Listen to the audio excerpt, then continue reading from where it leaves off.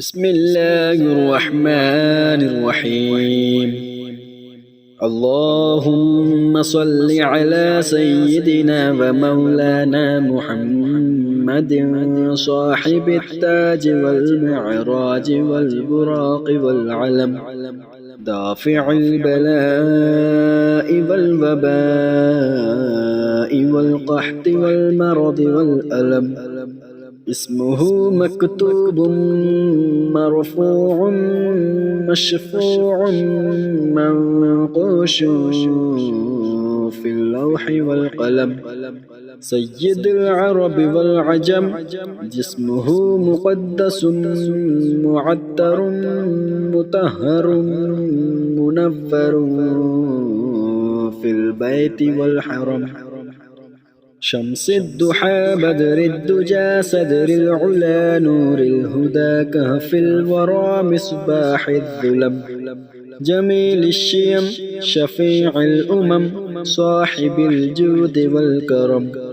والله عاصمه وجبريل خادمه والبراق مركبه والمعراج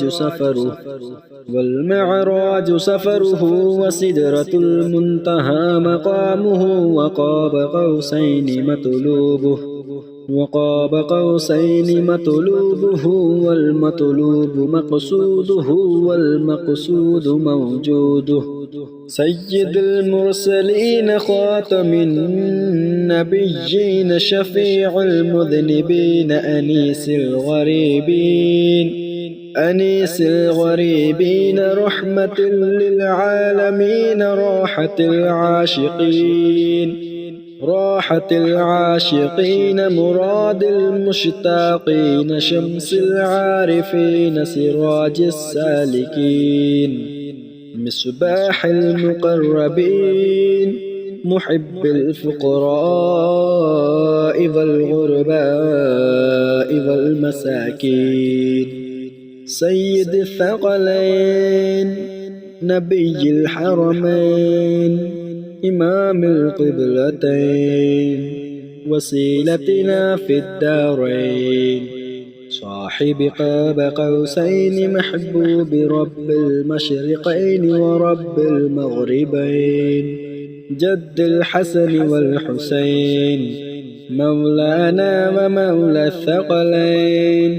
أبي القاسم محمد بن عبد الله نور من